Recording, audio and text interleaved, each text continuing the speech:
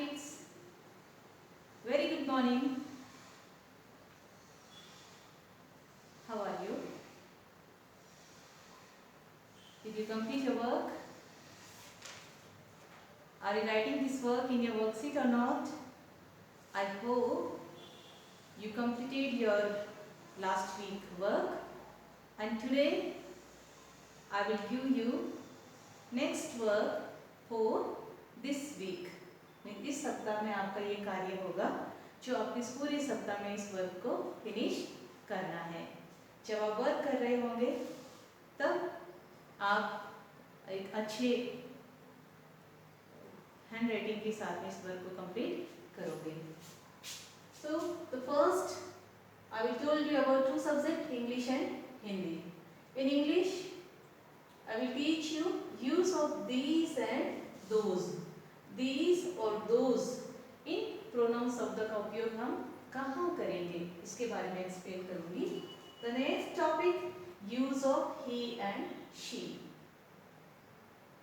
Next comprehension कि एक paragraph आपको दिया हुआ रहेगा। You have to read that paragraph carefully. You have to read the story carefully and you have to reply the questions of related to that story.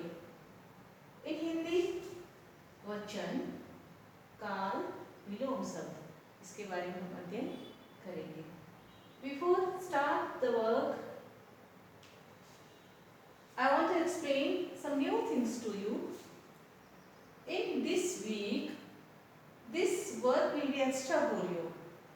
Means on a blank sheet, एक खाली page पे draw a picture of boat. आपको boat की picture, नाव की picture आपको draw करनी है। How you will draw that I will explain you. You will also draw in that blank paper. या अगर आपके पास ब्लैंक पेपर नहीं है तो अगर आपके नोटबुक में अगर कोई पेज बचा हुआ हो तो उस पर आप ड्रॉ करके उसमें कलरिंग कर सकते हैं। तो जब बोट में कलर करेंगे तो वाटर के लिए आप लाइट जो स्काई कलर है पानी का रंग आप जब वाटर फिल करोगे तब लाइट आपको blue colour sky colour fill करना है। और बोट आप कैसे कलरफुल बनाना चाहते हो इस तरह से आप कलरफुल बना सकते हो। तो now I am going to explain the picture how you will draw. First you will draw water. What will you draw? Water. कि बोट कहाँ चलती है? पानी के ऊपर। इस तरह से ये वाटर रहेगा और इसमें आप ब्लू कलर फिल करेंगे और वो भी लाइट ब्लू कलर होगा। Then now I will draw the picture of boat because boat कहाँ चलेगी? पानी के ऊपर। So first you will draw this slant line. Then you will draw like this. The sleeping line will be there. In this you will draw one more line. Now this line you will join with this water. इस line को आप जो ये नीचे पानी है इससे आप क्या करेंगे? ज्वाइन करेंगे। फिर इसके बाद में you will draw one, आपको एक फ्लैग ड्रॉ करना है। इस तरह से ये स्टिक रहेगी फ्लैग की। And colour as a choice you can fill. Now from here इस तरह से आपको कर्व लाइन ड्रॉ करनी है। Then from here to next इस तरह से इस लाइन को आप डाउन तक टच करेंगे और इस तरह से ये कर्व लाइन यहाँ पे ये आपका डाउनवर्ड कर्व इस लाइन से यहाँ तक मैच होगा। फिर जो आपने ये लाइंस ड्रॉ की है इसमें आप क्या बनाओगे? फ्लैग।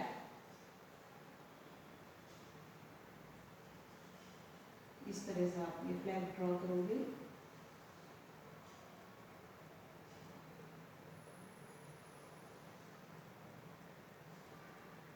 ये फ्लैग रहेगा।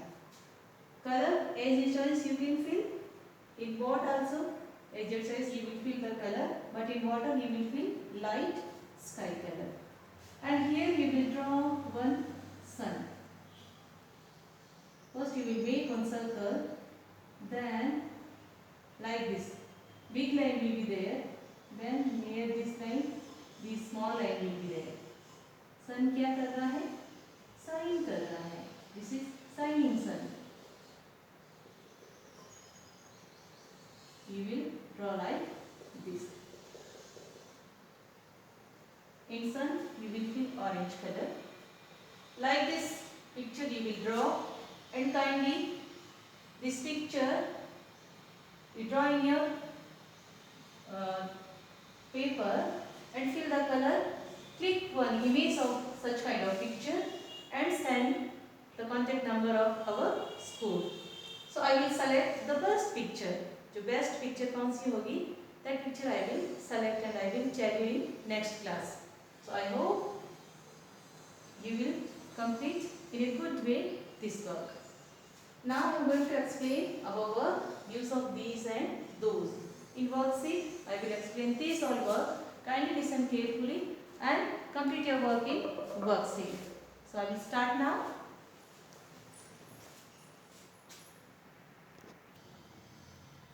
You can see lesson 10, use of these and those. These का मतलब होता है ये, और these और those दोनों बहुवचन के लिए उपयोग करते हैं. एक से अधिक वस्तुओं के लिए these और those का उपयोग होता है. अब दोनों में डिफरेंस क्या है? these जो वस्तुएं पास में होती है, अगर कोई भी व्यक्ति आपके पास में हो और कोई भी चीज़ अगर आपके पास में हो तो उसको बताने के लिए हम these वर्ड्स का उपयोग करेंगे, और जो थोड़ा डिस्टेंस से हो, दूरी पे हो, तो उसके लिए हम those इस वर्ड्स का उपयोग करेंगे. these it is the use to point out things more than one, मतलब बहुवचन के लिए उन वस्तुओं को पॉइंट आउट करने के लिए, बताने के लिए. Which are positions nearby, मतलब अगर उसकी पोजीशन जो स्थिति है वो कैसी है? नज़दीक हैं, ज़्यादा दूर नहीं है, लेकिन वो नज़दीक अगर वो वस्तुएं हैं तो उसके लिए हम दीज यूज़ करेंगे. Those it is use to point out things more than one, बहुवचन के लिए दोज यूज़ होता है. Which are positions far away, और उनकी पोजीशन जो स्थिति होती है वो वस्तुओं की कैसी होती है? फार अवे, हमसे दूर होती है, तो उनके लिए हम दोज का उपयोग करते हैं. Now see the examples. These are shoes, पास में ही हैं तो दीज इस प्रोनाउन का यूज़ हुआ है. दोज ये डिस्टेंस से है तो those are balls. These are buns. Those are rings. These are tops. Those are flowers. These are books. Those are birds. Means distance के लिए those, और नज़दीक हैं अगर कोई वस्तु है और एक से अधिक हो तो these. Now we will read some sentence. After that we will complete some exercise also. Read the following sentences. ये sentences आपको खुद को भी प्रैक्टिस करनी है, and you will read loudly. These are my toys. Those are balls. These are my pets. Those are his pens. These are bells. Those are my pills. These are her kids. Those are pigs. These are my pins. Those are her shoes. Fill in these those. आपको these और those fill करने हैं. ये पास में ही हैं तो these इस वर्ड का यूज़ हुआ है. These are boys. Those are girls, distance से दूरी पर है तो those. Those are shoes.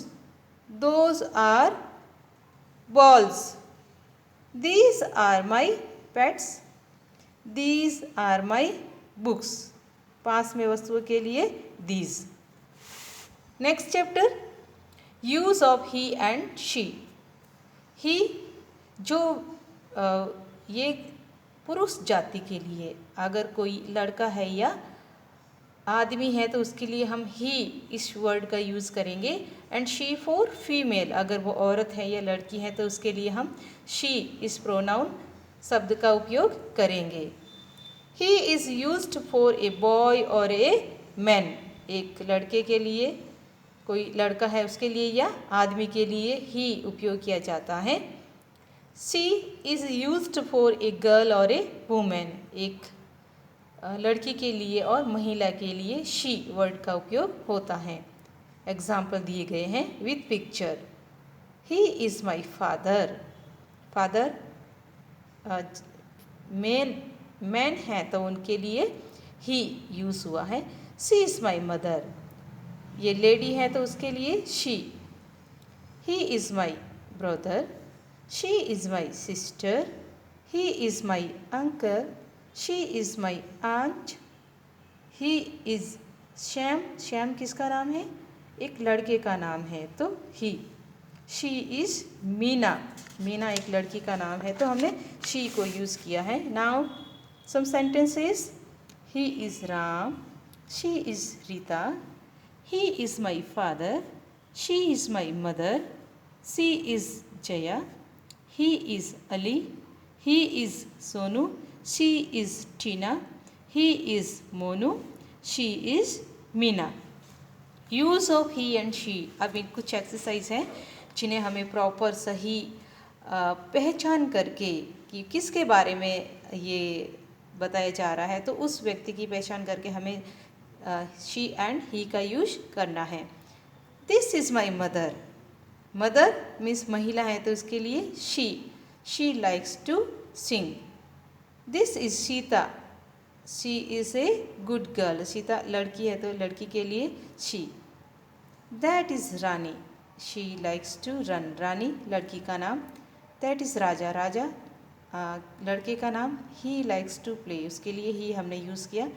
This is my brother, he likes to read. That is my brother, he likes to eat. That is Sam, he likes to dance. This is my sister, she likes to swim.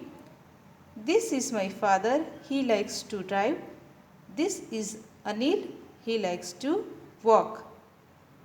Fill in he and she, अभी sentence में भी हमें he और she fill करना है। He is a boy, she is a girl, she is my mother, he is Sam, he is my father, she is Meena.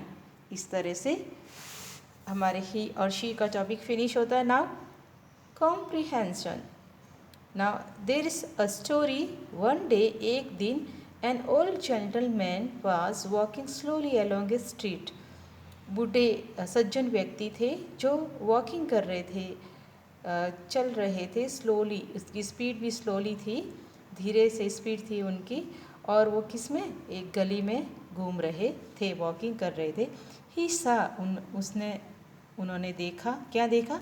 A little boy who was trying to reach a doorbell, एक छोटा लड़का जो door के ऊपर bell लगी हुई थी, घंटी लगी हुई थी, उस तक पहुँचने की क्या कर रहा था, कोशिश कर रहा था। Which was too high for him, उनके लिए वो हाइट पे थी, इसका ये डोर बेल ऊपर थी तो ये डिस्टेंस पे थी तो इसका हाथ वहाँ तक नहीं पहुँच पा रहा था। He was a kind hearted old man, so he stopped and said, तो ये जो ओल्ड जेंटलमैन, जो सज्जन व्यक्ति था, बूढ़ा, वो दयालु हृदय वाला व्यक्ति था और वो रुके और कहा, I will ring the bell for you, कि मैं आपके लिए ये बेल क्या कर सकता हूँ, रिंग कर सकता हूँ। And then he pulled the bell, और उसने क्या किया, उस बेल को पुल किया, मतलब खींचा, show hard that it could be heard all over the house, और जैसे ही उन्होंने बेल को खींचा, वैसे बेल को बजाया तो उस बेल की आवाज़ है वो पूरे घर तक, मतलब पूरे घर में उस बेल की आवाज़ पहुंची। The little boy looked up, little boy ने क्या किया, ऊपर देखा, किसको, इस सज्जन व्यक्ति को, एंड सेड, और क्या कहा, now we will run away, अब हम क्या करते हैं, यहाँ से भाग जाएंगे, कम ऑन चलो। And before the old gentleman knew what was happening, the naughty boy had round the corner of the street, leaving the man to explain to the angry owner of the house why he had rung the bell. क्या हुआ था? वो लड़का बहुत ही शरारती था और उनसे ये बेल का बटन उस हाउस ओनर को, इस घर के जो मुखिया थे, उनको परेशान करने के लिए बार बार बेल को बजा रहा था। तो इनसे बेल तक हाथ नहीं पहुंचा, तो इस बूढ़े सज्जन व्यक्ति ने इनकी सहायता की कि मैं बेल को बजा दिया। तो इस व्यक्ति ने जब बेल को बजाया तो ये लड़का बाद में वहाँ से चला गया। फिर बाद में इस बूढ़े व्यक्ति को समझ में आया कि ये लड़का कैसा था, शरारती था और ये बार बार इस हाउस ओनर को क्या कर रहा था, परेशान कर रहा था। और वो जो हाउस ओनर था उनको क्या आया, एंगर, वो गुस्से में था। और वाई ही हैड रंग द बेल, की इस व्यक्ति ने, इस बच्चे ने बेल को क्यों बजाया। तो इस तरह से स्टोरी है।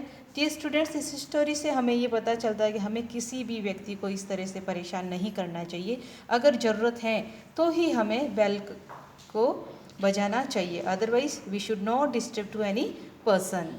Now complete the following sentences. या कुछ सेंटेंसेज दिए गए हैं जिनको हमें कंप्लीट करना है।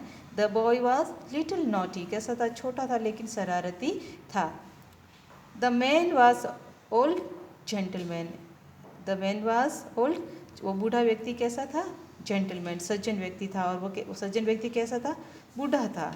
The owner of the house was angry, जो घर का मुखिया था वो क्या, बहुत ही गुस्सा हुआ था।